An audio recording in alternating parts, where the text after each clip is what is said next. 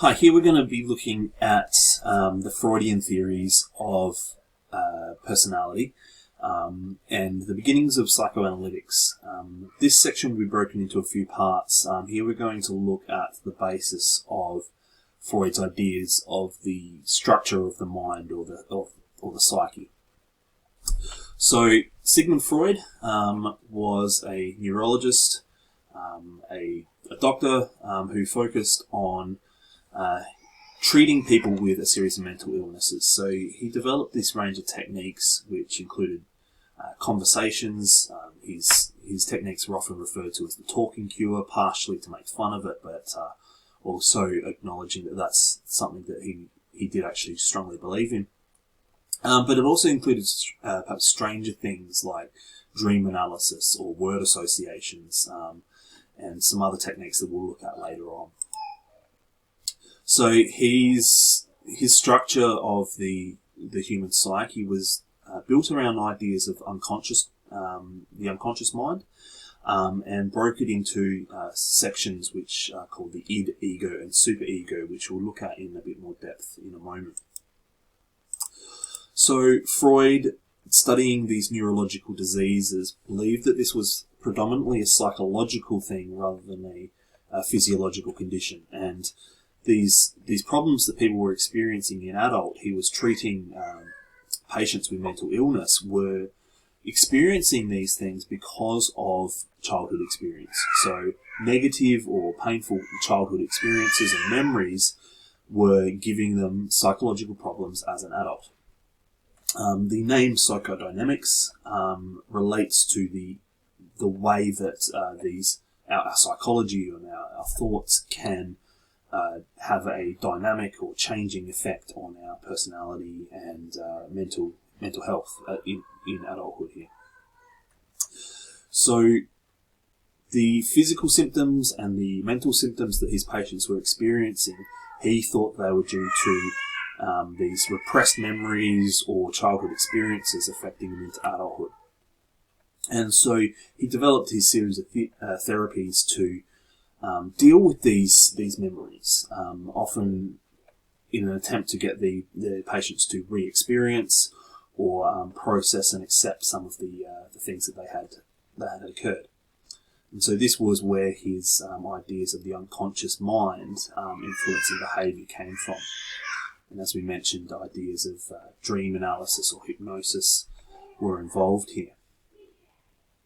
So one of the big takeaways and concepts that he wanted to get across was the idea of this, that the mind is an iceberg-like structure where there's only a small amount of it that's visible and accessible on a regular basis. And there's large parts that are hidden, so like an iceberg under the water.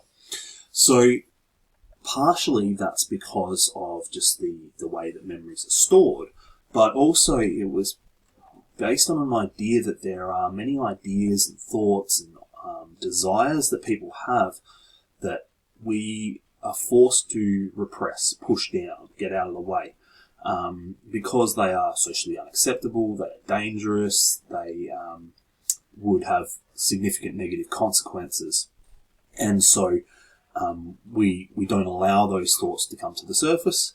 But those desires and those concepts still do have influence over our behaviour and our personality. So the way those behaviours come out are dreams, or the idea of the slip of the tongue, the Freudian slip as it's known, that you accidentally say the thing you're really thinking about. He even thought that jokes were an expression of some of those undesirable tendencies. Excuse me. So just a couple of definitions that he was instrumental in coming through. We have the idea of the conscious thoughts. These are the ones we're aware of. He defined a group of thoughts as pre-conscious, which were things that don't typically sit in our mind on an everyday basis, but ones that we can recall. These are your memories, the basic ideas, thoughts that you've had, that don't sit there all the time, but you are able to access when needed. Then there's the whole realm of the unconscious mind. And these are all the things that we can't access constantly, or we can't access deliberately at all. He did seem to suggest, Freud suggested that they do come out as those uncontrolled aspects of our behaviour, so those slips of the tongue, those accidental things that we say, or dreams, or these kind of actions. So another representation of that iceberg here, you can pause on that if you wanted to have a better look at that image. One of the big elements of his personality theory was that there was this structured way of the mind controlling itself. That relationship between the conscious and unconscious came through in these three components, what he called the id, the ego, and the superego. So the id is the part of the mind that generates the drives, the desires, those sort of things. The superego is the moral center, the part of the brain that tells you that something's right or wrong, where the ego is the middleman in many ways. It's the part of the logical part of the brain, the part that works through the processing and the negotiation. Well, I want this, but I can't do that, so what is the right way to go forward? So there is a tension between these different parts of the brain, and sometimes the desires of one or the needs of another outweigh, and this was Freud's idea that the balance between these different parts of the brain and the way they need to work together creates some of the problems experienced by adults at different points in time. So just going to look through each of these three components in a little bit more detail here, starting with the id. So, as mentioned, the id is the part of the brain that has the desires, looks for those things that are going to give pleasure, food, sex, aggression where it's appropriate. But this is all largely unconscious, or entirely unconscious according to Freud's theory. So it's the stuff that we just kind of want as part of our animal nature, the survival type material.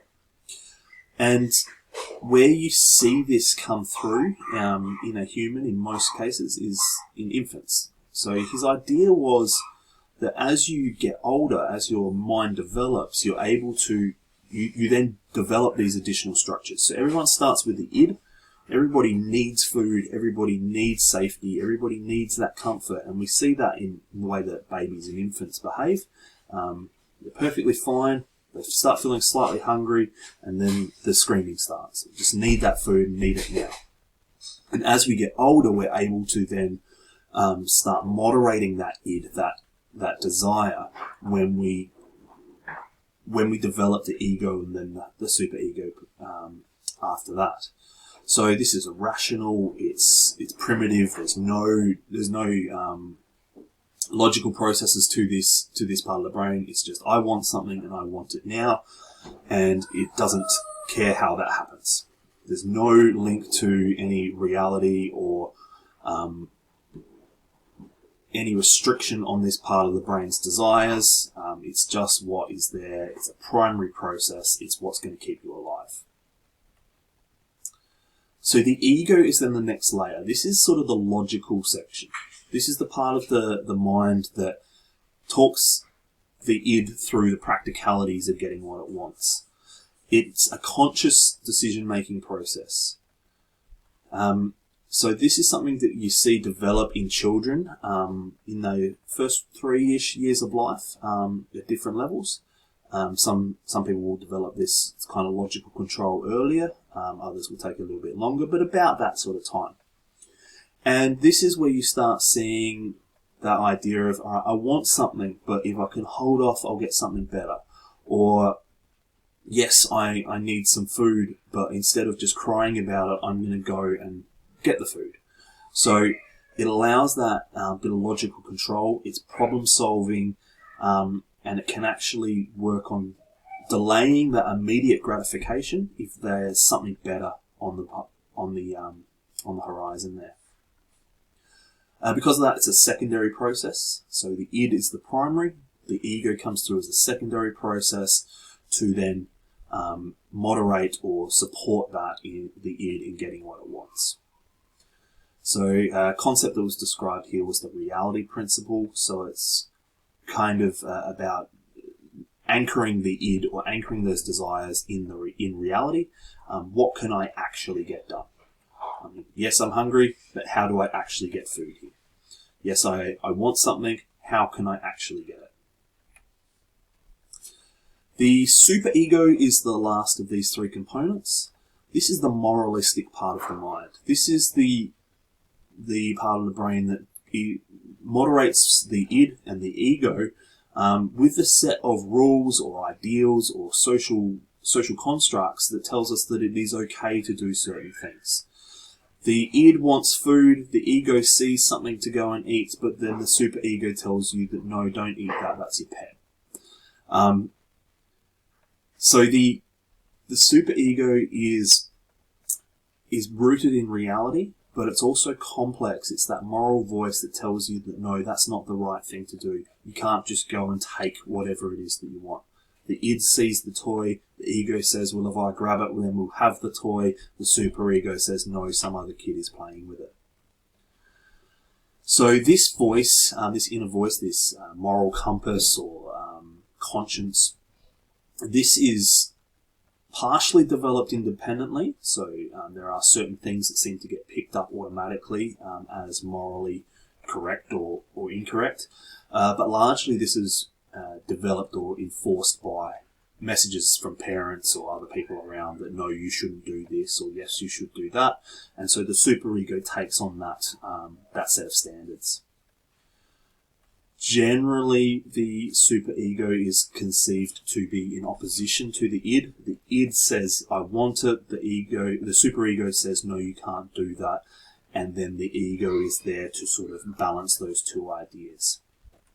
And where those two things play out, if the id takes over, then we'd have a situation where a bit anarchic, so anarchy, where everybody's just doing whatever they want whenever they want it, and society falls apart. Whereas the superego goes the other way and becomes a real guilt factor for people. I can't do that. I feel bad about these things that I did. Because it's not right. I have this horrible feeling about what I've done. The truth is, or the best path is usually somewhere in the middle where the ego is actually moderating both of those ideals. Just a little clip here that you can go and have a watch of at some stage if you like, which will just go through some of those ideas in a little more detail. I'm not going to go through this in this video. It's just another version of the same sort of diagrams here, so you can pause that and have a look at some in a little bit more detail as you like. Next video we'll start having a look at how the personality develops over time and how that childhood experience can start influencing that adult life according to Freud and Freud's theories. All right, thanks everyone. Bye.